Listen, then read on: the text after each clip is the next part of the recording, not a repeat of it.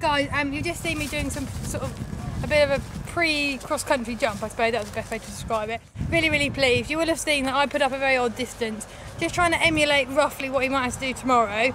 And I walked a distance, well I thought it walked fine, but it was very short and he bounced it. And yeah, that's fine, he's a really honest boy and it would have sharpened him up a little bit.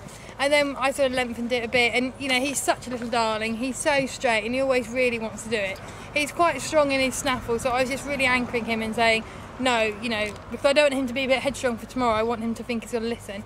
Obviously tomorrow I've got the bigger bit on anyway. But I was really pleased, you know, I don't jump whacking great fences because I know he jumps big fences, and I just wanted a little sharpener up, a little sweetener up for him to believe in himself tomorrow. Really, I don't really see the point in over jumping them and jumping whacking great fences, because you're here, you know, why land on a fence, and if it's at the top of the wings you're going to scare them, where if it's little, like I got it wrong, the distance wrong, and he bounced it and it wasn't very pretty, but he came on the next time and jumped it really well. So like I said, you've just seen that these are the sort of things I do, and also sharpen me up mentally, you know, get me in the frame of mind. It's quite nice having it like this, because if it goes really well it gives you confidence, you know. I've come away thinking, God, he's a really good boy.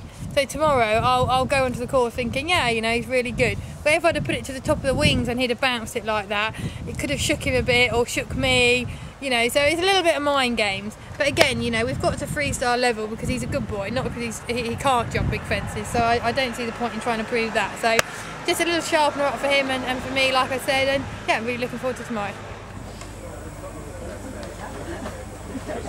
Okay.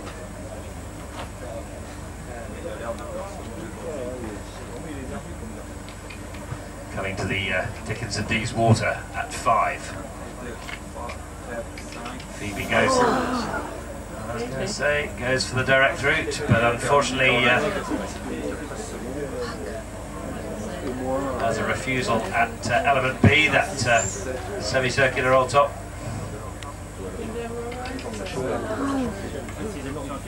And unfortunately has a second stop this time at 6B.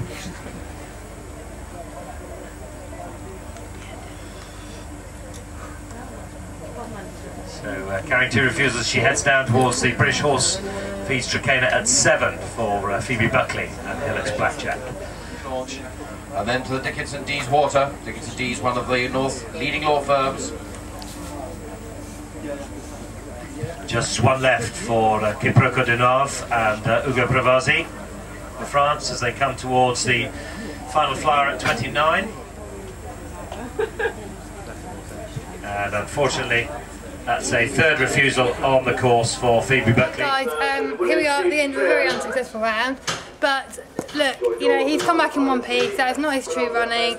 We've sort of weighed it all up, and he just basically went to pieces on me. You know, he was green, had a couple of run-outs early on at the water, and I think he just knocked his confidence. Yeah, I'm not going to sit here and make excuses and say, oh, it's anybody else's fault. We probably just come on not quite enough runs, which, if it had been a soft freestyle, would have been fine, but it wasn't. It was nearer a 4-star than not, so it hasn't paid off. But the main thing is, guys, he's come back in one piece. We've learned a bit about him, which is that he's greener than we thought.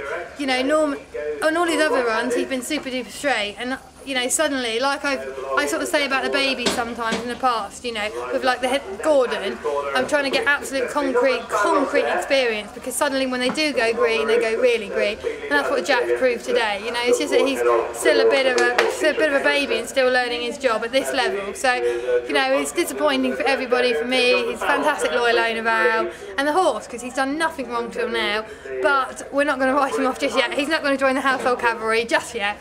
We're going to come back as long as everything seems fine. We're going to do the 2-star at Breitling, which again is, you know, he's jumped around the intermediate there, so it's a nice sort of step down for him. And then we'll probably, if that all goes to well, go to Gatcombe and do the advanced, then look for a 3-star at the end of the season, maybe Buckley or Blenheim, or just, you know. But I think today it's caused absolute carnage, and basically I think only about 1 out of 4 have been getting round or going clear, so that sort of tells its own story. But just to say, he's fine, I'm fine, and we'll live to fight another day.